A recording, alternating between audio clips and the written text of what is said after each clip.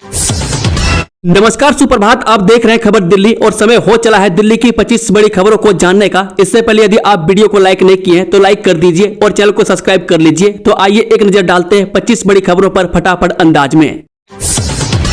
Over as वाहन मालिकों को बड़ी राहत, पार्किंग से नहीं उठाए जाएंगे उनके वाहन। पर्यावरण मंत्री ने कही ये बातें। जो दिल्ली में ऐसे लोग जिनके पास 10 साल से अधिक पुराने डीजल और 10 साल से अधिक पुराने पेट्रोल के वाहन हैं, उनके लिए राहत की खबर है। अब कोई भी एजेंसी उनका वाहन नहीं उठाएगी। यह आदेश सुप्रीम कोर्ट ने दिल्ली सरकार की उस याचिका पर सुनवाई करते हुए दिया है जिसमें दिल्ली सरकार ने ओवर एज वाहनों को उनकी उम्र नहीं बल्कि वाहन कितना चला है और प्रदूषण का मानक पूरा कर रहा है या नहीं, इसके आधार पर चलने की अनुमति देनी चाहिए। सुप्रीम कोर्ट के इस आदेश से राहत मिली है। हालांकि लोग ओवर एज वाहन अभी नहीं चला सकेंगे। मैं दिल्ली सरकार की तरफ से अन्य राज्यों की तरह दिल्ली में भी वाहनों को 5 साल और चलाने की अनुमति देने की मांग की है। हालांकि इसको लेकर अभी कोई निर्णय नहीं आया है। देश में 1.5 करोड़ आवारा कुत्ते, एक साल में 70% की नसबंदी, वैक्सीनेशन का टारगेट, जाने सरकार का एक्शन प्लान। जी, आवारा कुत्तों पर सुप्रीम कोर्ट के आदेश के बाद देश भर में नई जंग छिड़ गई है। कुछ लोग अदालत के फैसले का स्वागत कर रहे हैं तो वहीं डॉग लवर इससे नाखुश हैं। वो इसे असंवेदनशील बता रहे हैं। आवारा कुत्तों को शेल्टर होम भेजे जाने के आदेश के बीच 3 मंत्रालयों ने आवारा पशुओं पर नियंत्रण के लिए मास्टर एक्शन प्लान बनाया है। यह मंत्रालय केंद्रीय आवास और शहरी कार्य मंत्रालय, पंचायती राज मंत्रालय और मत्स्य पालन, पशुपालन और डेयरी मंत्रालय है। इनके मास्टर एक्शन प्लान में कहा गया है कि देश में कुल आवारा कुत्तों की संख्या 1.5 करोड़ है। इनमें 70% कुत्तों की नसबंदी और उनका वैक्सीनेशन 1 साल के भीतर करने का लक्ष्य रखा गया है। 10 बजे के बाद दिल्ली में नहीं मिलेगी एंट्री, ट्रैफिक पुलिस ने किस पर लगाया प्रतिबंध। जे 15 अगस्त को स्वतंत्रता दिवस के मौके पर दिल्ली ट्रैफिक पुलिस ने दिल्ली की सीमाओं पर कई प्रतिबंध लगा दिए। सुरक्षा व्यवस्था का हवाला देते हुए ट्रैफिक विभाग ने कहा कि आज रात 10 बजे यानी गुरुवार की रात 10 बजे के बाद राजधानी में किसी भी तरह के व्यावसायिक वाहन को एंट्री नहीं दी जाएगी। इसकी घोषणा करते हुए पुलिस कमिश्नर दिनेश कुमार गुप्ता ने कहा यह प्रतिबंध लाल किले पर व्यवस्थाएं पूरी होने तक लागू रहेंगी। उन्होंने बताया कि राजघाट की ओर जाने वाली रिंग पर भी प्रतिबंध लगा दिया गया। यहां सिर्फ वीआईपी पास वालों को ही एंट्री मिलेगी। पुराने वाहन मालिकों पर नहीं होगी कार्रवाई, दिल्ली सरकार की याचिका पर सुप्रीम कोर्ट का बड़ा आदेश। जब दिल्ली एनसीआर में 10 साल पुराने डीजल और 15 साल पुराने पेट्रोल वाहनों पर लगे प्रतिबंध से परेशान वाहन मालिकों को सुप्रीम कोर्ट से बड़ी राहत मिली है। मुख्य न्यायाधीश BR गवई, न्यायमूर्ति के विनोद चंद्रन और न्यायमूर्ति NB अंजारिया की पीठ ने एक अहम आदेश जारी करते हुए कहा है कि इस मामले पर अगली सुनवाई तक पुलिस ऐसे वाहनों के मालिकों के खिलाफ कोई दंडात्मक कार्रवाई नहीं करेगी। 5 साल में 20,000 नौकरी, PWC इंडिया ने की घोषणा, कर्मचारियों की संख्या बढ़कर 50,000। जी हां, PWC इंडिया ने मंगलवार को कहा है कि वह अगले 5 वर्षों में 20,000 अतिरिक्त नौकरियां सृजित करने की योजना बना रही है। इसके साथ कंपनी के कर्मचारियों की संख्या बढ़कर 50,000 हो जाएगी। वह PWC इंडिया ने अपने विजन 2030 की घोषणा करते हुए कहा कि उसका अगले 5 वर्षों में राजस्व में 3 गुना वृद्धि का लक्ष्य है। दिल्ली के 50 सफाई कर्मी और उनके जीवन साथी विशेष अतिथि, लाल किले पर स्वतंत्रता दिवस समारोह में सम्मान। दिल्ली के बेहतर प्रदर्शन करने वाले 50 स्वच्छता कर्मचारी अपने जीवन साथी के साथ इस वर्ष लाल किले पर आयोजित होने वाले स्वतंत्रता दिवस समारोह में विशेष अतिथि के रूप में शामिल होंगे। अधिकारियों ने शुक्रवार को यह जानकारी दी। दिल्ली नगर निगम के प्रत्येक क्षेत्रीय कार्यालय को अपने अपने क्षेत्र से 5 सफाई कर्मचारियों, 3 महिलाएं और 2 पुरुष के नाम उनके जीवन साथी सहित रक्षा मंत्रालय को भेजने को कहा गया है। उपलब्ध दस्तावेज के अनुसार प्रत्येक क्षेत्र में बेहतर प्रदर्शन करने वालों को समारोह के लिए चुना जाएगा और उनका विवरण DEMS मुख्यालय को भेजा जाएगा। आदेश में कहा गया है कि MCD के पर्यावरण प्रबंधन सेवा विभाग ने प्रत्येक जोन से 5 सफाई कर्मियों, 3 महिलाएं और 2 पुरुष के साथ उनके जीवन साथियों के नाम मांगे हैं।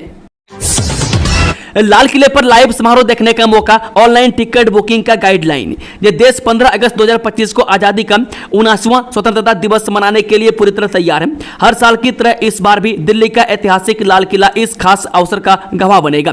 प्रधानमंत्री मोदी तिरंगा फहराएंगे और देश को संबोधित भी करेंगे। अगर आप इस ऐतिहासिक समारोह को लाल किले से लाइव देखना चाहते हैं तो इसके लिए आपको ऑनलाइन टिकट बुक करनी होगी। अच्छी खबर यह है कि इस बार आम जनता के लिए एंट्री की सुविधा दी गई है और टिकट बुक करना बेहद आसान हो गया है। इस साल टिकट बुकिंग 13 अगस्त से शुरू हो चुकी है। अगर आप लाल किले में यह कार्यक्रम लाइव देखना चाहते हैं तो घर बैठे ही टिकट बुक कर सकते हैं। स्वतंत्रता दिवस के लिए बदल गई दिल्ली मेट्रो की टाइमिंग, डीएमआरसी ने जारी किया शेड्यूल। जी शुक्रवार यानी कि 15 अगस्त 2025 को स्वतंत्रता दिवस के मौके पर दिल्ली में सभी लाइनों पर सुबह 4 बजे से मेट्रो चलेगी। मैं दिल्ली मेट्रो रेल निगम यानी कि डीएमआरसी के मुख्य कार्यकारी निदेशक अनुज दयाल के मुताबिक स्वतंत्रता दिवस पर दिल्ली में लाल किले समेत अन्य जगहों पर स्वतंत्रता दिवस का आयोजन सुबह 7 बजे से शुरू हो जाएगा। इसलिए गंतव्य तक पहुंचने के लिए सुबह 4 बजे से ही सभी लाइनों पर मेट्रो सेवा शुरू हो जाएगी। टेरिफ के घमासान के बीच पीएम मोदी की ट्रंप से हो सकती है मुलाकात, अगले महीने यूएनजीए बैठक में हो सकते हैं शामिल। संयुक्त राष्ट्र द्वारा यहां जारी वक्ताओं की सूची के अनुसार प्रधानमंत्री मोदी सितंबर में संयुक्त राष्ट्र महासभा के वार्षिक उच्च स्तरीय सत्र को संबोधित कर सकते हैं। इस दौरान अमेरिका पीएम मोदी का अमेरिकी राष्ट्रपति डोनाल्ड ट्रंप से मुलाकात हो सकती है। यह सत्र 9 सितंबर को आरंभ होगा और यह 80वां सत्र है। यह बैठक 23 से 29 सितंबर के बीच होगी। इसमें ब्राजील पारंपरिक रूप से सत्र का पहला वक्ता होगा, उसके बाद अमेरिका होगा। अमेरिकी राष्ट्रपति डोनाल्ड ट्रंप 23 सितंबर को प्रतिष्ठित यूएनजीए मंच से विश्व नेताओं को संबोधित करेंगे। व्हाइट हाउस में अपने दूसरे कार्यकाल में यह उनका संयुक्त राष्ट्र सत्र को पहला संबोधन होगा। तिहाड़ जेल में वसूली रैकेट, जेल अधीक्षक समेत 9 अधिकारी निलंबित, रुपये लेकर कैदियों को सुविधाएं देने का आरोप। राजधानी दिल्ली स्थित तिहाड़ जेल के अंदर जबरन वसूली के मामले में जेल के 9 अधिकारियों को निलंबित कर दिया गया। मैं दिल्ली सरकार के वकील ने हाईकोर्ट को बताया कि जबरन वसूली रैकेट के संबंध में अनुशासनात्मक कार्रवाई शुरू की गई है, मैं जिसमें कर्मचारी और कैदी दोनों शामिल हैं। आरोप है कि तिहाड़ जेल में रुपया लेकर कैदियों को सुविधा उपलब्ध कराया जाता था। मैं दिल्ली सरकार और सीबीआई दोनों को स्थिति रिपोर्ट दाखिल करने के लिए 8 सप्ताह का समय दिया। अगली सुनवाई 28 अक्टूबर को होगी। स्वाति मालीवाल को राहत, नाबालिग दुष्कर्म पीड़िता की पहचान उजागर करने के मामले में बरी। दिल्ली के राउज एवेन्यू कोर्ट ने 2016 में नाबालिग रेप पीड़िता की पहचान उजागर करने के मामले में आम आदमी पार्टी की राज्यसभा सांसद स्वाति मालीवाल और भूपेंद्र सिंह को बरी कर दिया। Additional chief judicial magistrate Neha Mittal ने दोनों को बरी करने का आदेश दिया है। दिल्ली विधानसभा में घूमने का मौका, बिना किसी पास के 2 दिनों तक मिलेगी एंट्री, जाने कैसे।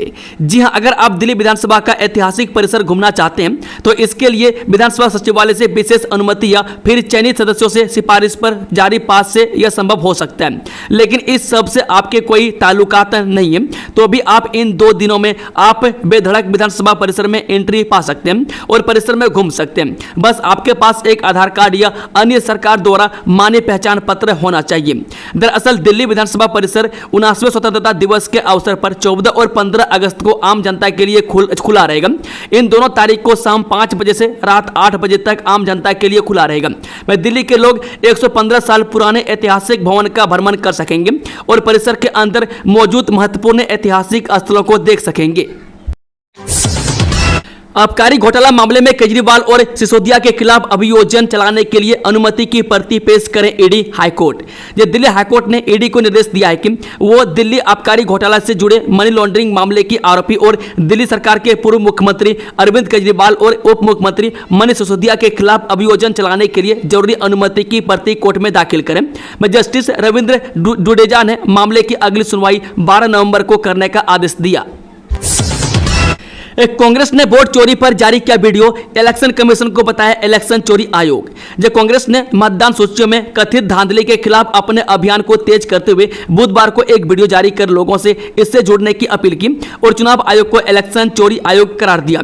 मुख्य विपक्षी दल ने अपने विभिन्न सोशल मीडिया हैंडल के माध्यम से जो 1 मिनट का वीडियो जारी है उसमें दिखाया गया कि 2 लोग एक मतदान केंद्र से बाहर निकलते हैं और वहां पहुंचे एक बुजुर्ग पुरुष और एक महिला से कहते हैं वे वापस चले जाएं क्योंकि वो उनका वोट पहले ही डाल चुके हैं। इस वीडियो में चुनाव आयोग के लिए इलेक्शन चोरी आयोग लिखा गया है। राजधानी में स्वतंत्रता दिवस और जन्माष्टमी पर ड्राई डे, आबकारी विभाग ने जारी किया आदेश। दिल्ली सरकार ने स्वतंत्रता दिवस और जन्माष्टमी के मौके पर राजधानी में ड्राई डे का ऐलान किया है। 15 और 16 अगस्त को सभी शराब दुकानें, बार, रेस्टोरेंट, होटल और क्लब बंद रहेंगे। एक्साइज विभाग ने इस संबंध में आदेश जारी कर दिया। यह कदम राष्ट्रीय पर्व पर शांति और कानून व्यवस्था बनाए रखने के लिए उठाया गया है। हर मामले में आगे भारत की हाइड्रोजन ट्रेन, तकनीक में चीन को भी पछाड़ा, जाने क्यों है खास। जैसोनी उत्सर्जन तकनीक वाली हाइड्रोजन ट्रेन का परीक्षण भारत में शुरू हो गया।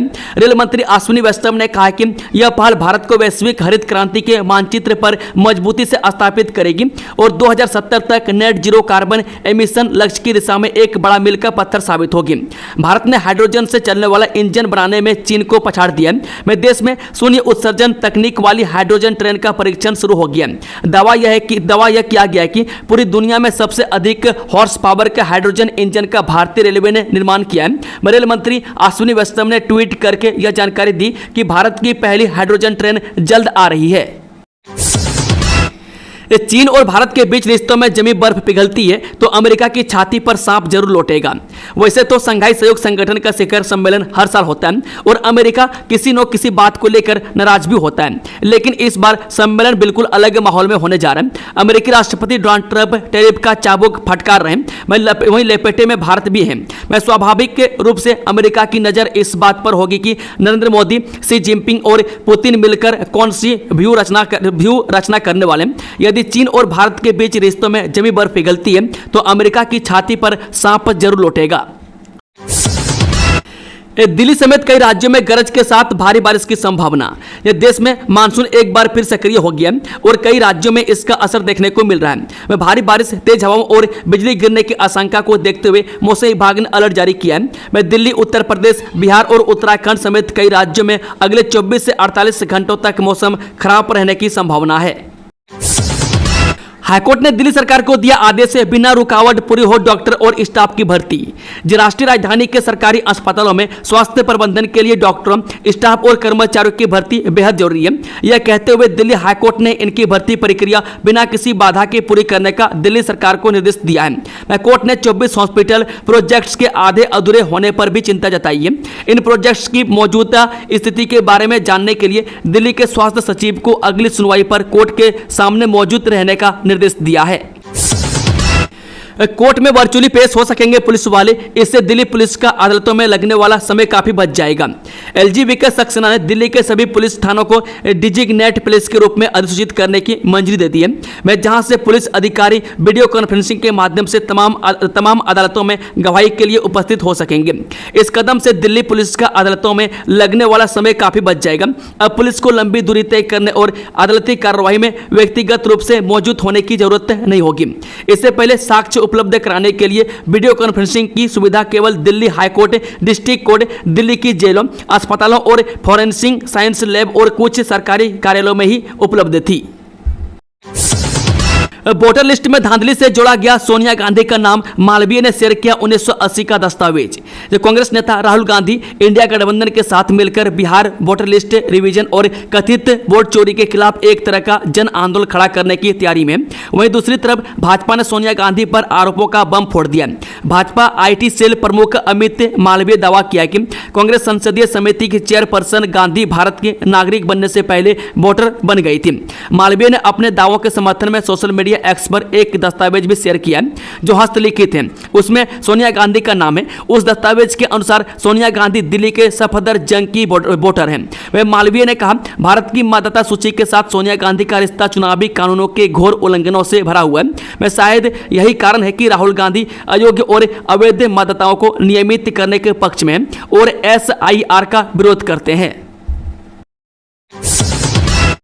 पकड़ा गया देश का most wanted Salim pistol, Nepal सीमा से दिल्ली पुलिस ने दबोचा पाकिस्तान से कनेक्शन। यह देश का एक और मोस्ट वांटेड अपराधी पकड़ा गया। दिल्ली पुलिस की स्पेशल सेल ने शेख सलीम उर्फ सलीम पिस्टल को नेपाल बॉर्डर से दबोच लिया। सलीम के नाम के साथ पिस्टल यूं ही नहीं जुड़ा है, वह अवैध हथियारों का बड़ा सप्लायर है। दिल्ली पुलिस की ओर से बताया गया कि सलीम को पिछले सप्ताह इंडो नेपाल बॉर्डर से पकड़ा गया और कई घंटों तक पूछताछ और वेरिफिकेशन के बाद उसे गिरफ्तार करके दिल्ली लाया गया है। सलीम पिस्टल को 19 अगस्त को गिरफ्तार किया गया और अब उसे दिल्ली लाया गया। बताया जा रहा है कि वह 2018 से पाकिस्तान से हथियार और जीगाना पिस्टल की तस्करी कर रहा था। पाकिस्तान की खुफिया एजेंसी ISI से भी उसके कनेक्शन भी जांच की जा रही है। सलीम पिस्टल का असली नाम शेख सलीम है। सूत्रों के मुताबिक उसे राजधानी में दिल्ली पुलिस स्पेशल सेल के दफ्तर में रखा गया है। दिल्ली एनसीआर में आज बदलेगा मौसम, झमाझम बारिश के आसार। 19 अगस्त तक कब कब होंगे फुहारे जाने। मौसम विभाग की माने तो दिल्ली के साथ ही एनसीआर के इलाकों में आज यानी गुरुवार से मौसम करवट लेगा। मौसम विभाग ने गुरुवार को मौसम ज्यादा खराब रहने का अनुमान जताया है। हालांकि इसको लेकर किसी प्रकार की चेतावनी यानी कि येलो, ऑरेंज और रेड जारी नहीं की गई है।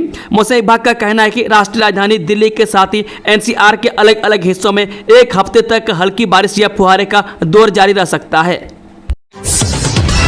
ग्रेटर नोएडा में अवैध कब्जे पर बुलडोजर एक्शन, मुक्त कराई करीब 100 करोड़ रुपए की सरकारी जमीन। ग्रेटर नोएडा में अतिक्रमण के खिलाफ चलाई गई विशेष अभियान के तहत हाल ही में लगभग 100 करोड़ रुपए की जमीन अवैध कब्जे से मुक्त कराई गई। बता दें ग्रेटर नोएडा औद्योगिक विकास निगम ने यह कार्रवाई अपने सीओ एनजी रवि कुमार के निर्देश पर की। इस दौरान मंगलवार को गांव तारला में अवैध कब्जों पर बुलडोजर चलाते हुए प्राधिकरण ने करीब 50,000 वर्ग मीटर क्षेत्र को अतिक्रमण से मुक्त करा लिया।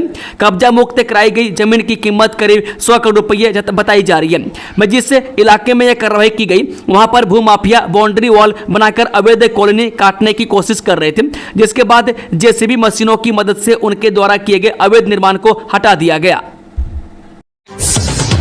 दिल्ली की यह सड़क अगली सूचना तक आम लोगों के लिए बंद, पुलिस ने जारी की 2 एडवाइजरी।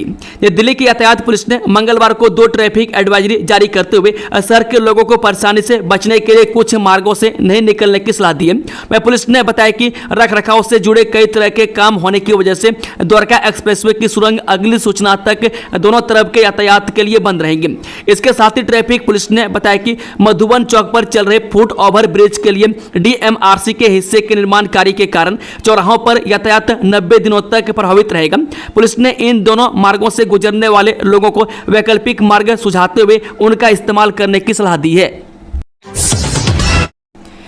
बेटी की आप बीती सुन मां का कांपा कलेजा, पुलिस ने पीड़िता की कराई मेडिकल जांच, अब दरिंदों की खैर नहीं।